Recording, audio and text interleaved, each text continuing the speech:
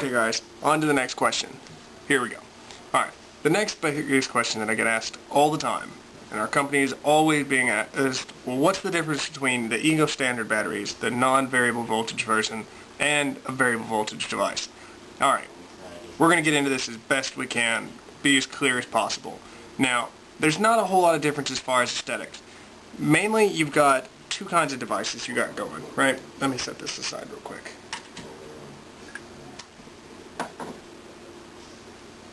Alright, that's not going to stand up. Give me just a second.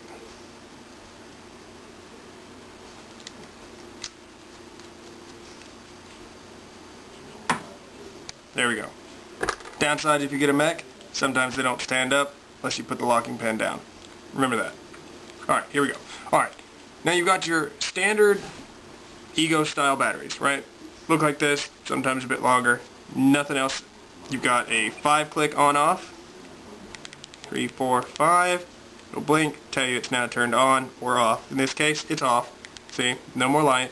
Now, to return them back on, you're going to do 5 clicks. 2, 3, 4, 5. It's going to blink once, and then from that point forward, see, it's on. You can take a toot, do whatever you need to do. Now, that's all you get. There's no adjustability. You can't vary your voltage. You can't turn it up. You can't turn it down. It is what it is. It's going to discharge at the same, usually 3.3 to 3.7 volts range, no matter what. We'll get into a little more detail about what the difference between these voltages are and why it would affect anything in another video later this week. Maybe later this month, depending on what we got to do. Now, for the other side, let me get this carrier off. We've got these things. Twist style batteries, right? You've got a nice setup, usually much larger than your standard little batteries that you get with these things. Same 5-click on-off. Some of them got this nice puff counter on the bottom. I prefer it. Tells me where my battery's at. It's got a little display up here. Says, hey, I'm low. Hey, I'm not. Gives you a good little bit of view on the inside of everything. Right? Now, as far as these go, on the bottom here, I don't know if you can see that. Hopefully you can. You've got a twist. Right? This particular model is the Ego C Twist. It is a variable voltage device, and in that it means that I can adjust the different voltages that I want to increase the heat or voltages that's going through my coil on my either your clearizers, which I have many, on your Vivi tanks, even on your Kanger tanks, which is, of course, one of my favorites when I'm going to rock the Ego style battery. I'm going to use a Kanger tank. Because they're really awesome, they give off plenty of vapor, and they're great flavor.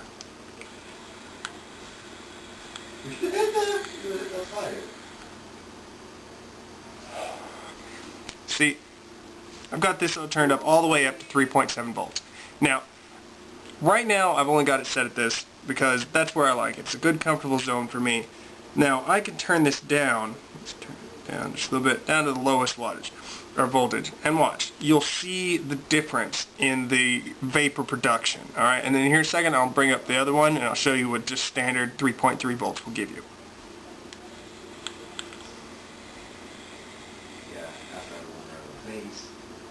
See, much less vapor. Not a whole lot going on there. Flavor's much less, you know. Now, contrary to what you would think, the hotter your coil, because of the higher the voltage, does not equate to a better flavor. A lot of the times, the hotter your coil you get, the less flavor you're going to get. You're going to get more of just a heat and a vapor.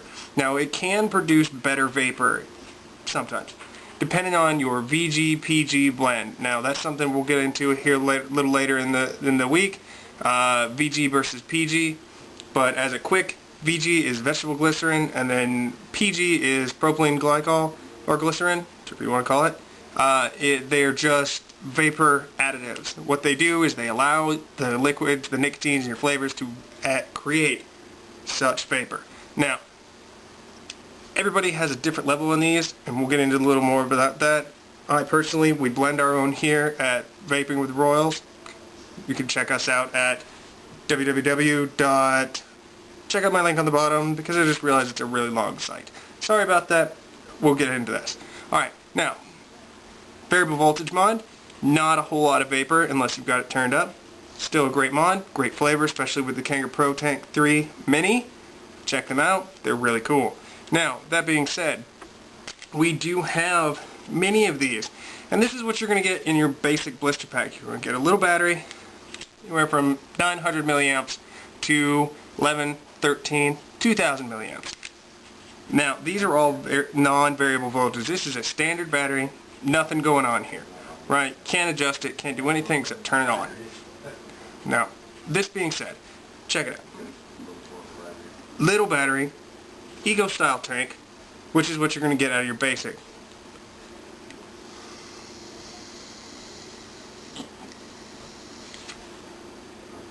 Good amount of vapor. Not a lot. Good flavor, but it's still very low, very light flavor, so it's not quite like smoking. Now, depending on the nicotine level and the amount you've got going on here, whether, again, back to PG, VG versus, now, VG gives you a better vapor, PG gives you better flavor. So usually most companies will give you a nice little mix. Here at W2R Trades, we use a 80-20 PG versus VG.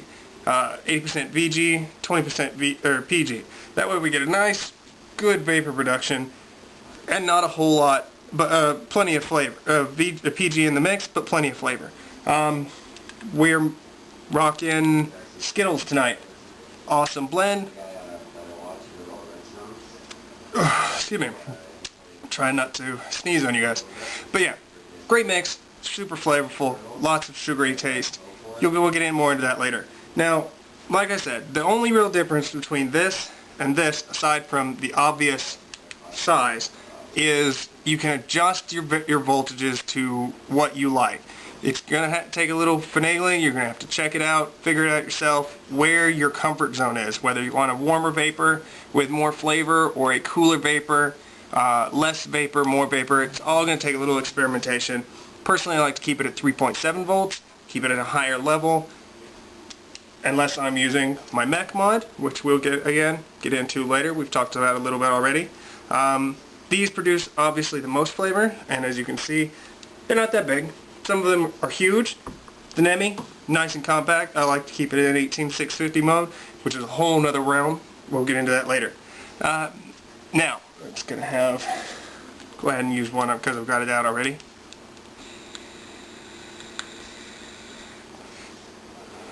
Now, any Ego battery can utilize an Ego T atomizer. Not a big deal. You don't have to worry about, oh, well, this battery only fits this atomizer or this tank. Don't have to worry about that. Because Ego batteries, for the most part, even though they are different types, let's go ahead and take these apart real quick. As you can see, they are identical, right? They both have what's called the Ego style fitting. Now, these will fit most 510 atomizers, and any Ego style battery or Addy will fit here. Now, what we're going to do is I'm going to show you that not necessarily because it fits will it fire. Now, we're going to take that claramizer that we had on the small battery, and we're going to put it on this variable voltage on the Ego C twist. Now, check it out. This will fire, and it'll work just fine.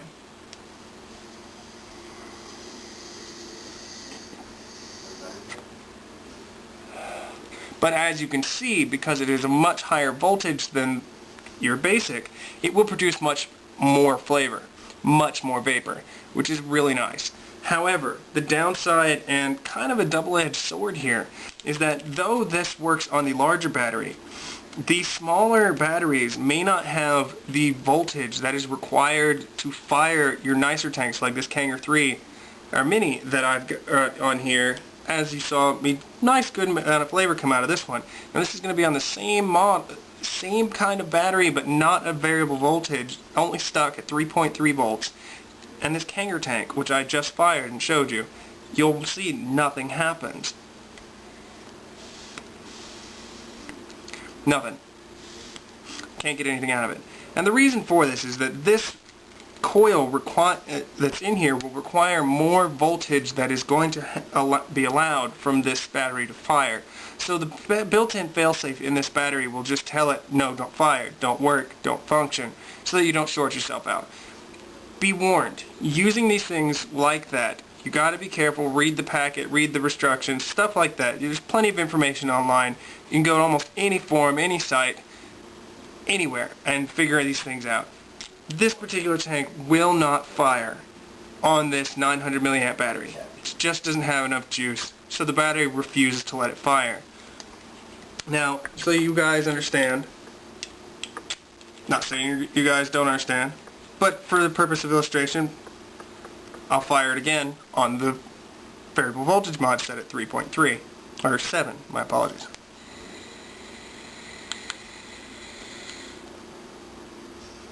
Works fine. See, there's the difference. The main difference you're going to notice between these batteries, they both have the same 5-click protection system to keep them from firing in your pocket, in your bag, in your whatever, wherever you got this thing stored while you're going. Now, is size, but that's not always the case. Do not be fooled. Go to your when you go to your local stores, you go online, find out if it's a variable voltage device, because they're going to sell them for about the same price. You want to know whether this battery is adjustable. Now, there are several out there that are new that have single button click where you will be able to adjust while it's turned off or even on for some of them. Won't get into that yet because that's a whole other realm, where you can adjust the voltage through here. Don't own any of those. Haven't seen any in our local shops. Not really too worried about them. I've got a dozen of these laying around. Got plenty of my mech stuff put together. I pretty well stick to what I got. Now, I will point out that the batteries in these things are not interchangeable. You cannot take this thing apart. Cannot take this thing apart. Cannot. It is not user serviceable.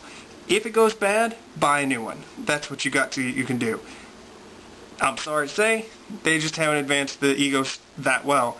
And honestly, they are the most popular out there. They're the most prevalent. You're going to see them everywhere. But they're a good buy. If you want to get a good deal, get yourself a Joytech or Joy Ego, Joye. You can check them out anywhere. They've got a website. I believe it's joytech.com. I'll put a link in the bottom. And we can go from there. Now, on to the next questions.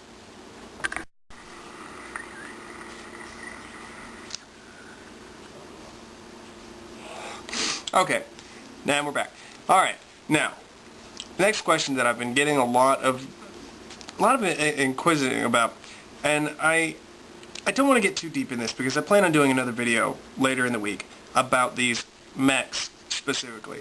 But one of the biggest questions that I've been getting here lately is the difference between a mech mod and the ego mods. Now, I know we've been talking a lot about the egos today, so we're going to get a little bit off track. This video is mainly supposed to be introductory to the people that are new. Don't click them together like that. It's not good for them.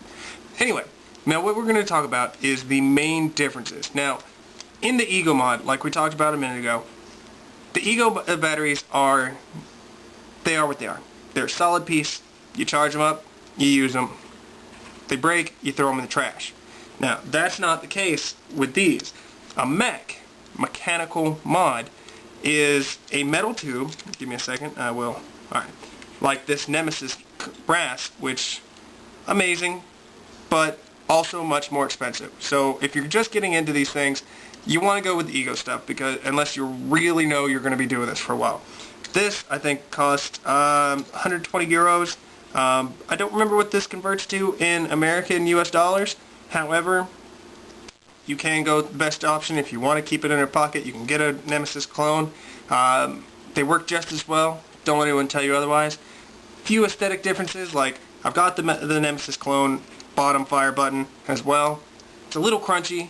Don't really care for it. I've got the magnetic upgrade kit on my Nemesis. Cost me like $5. Not a bad investment. But if you want to spoil yourself, you're quitting smoking, and you want to give yourself something as a reward, get yourself a mech. Great deal, great part, lifetime investment. Now, back to what we were talking about. Is this on? Yep. Sorry, I wasn't. And I threw... Oh, look at that, it came back to me. And I dropped another one. Whatever. Okay, so this is... Sorry, dropped it in the seat. Okay, these are egos. They come in many different styles, but they pretty much all look the same. We talked about that already. Now, the mech won't fire now. I took the battery out. These run off of anywhere from, you get your 18450s, 18300s, 18650s, 18500s. They're all different style of battery, not mods. Okay? You're going to hear those words, numbers thrown out a lot. You're going to wonder, what are they? Basically, they come down to size of your battery. Alright? Now, in these batteries, this is your battery. These are your batteries. This is replaceable.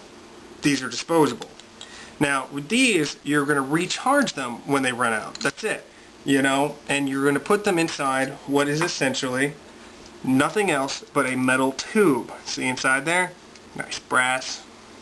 Got silver-plated contacts in there. Silver-plated contacts on the bottom. We'll get more into the mech mods later.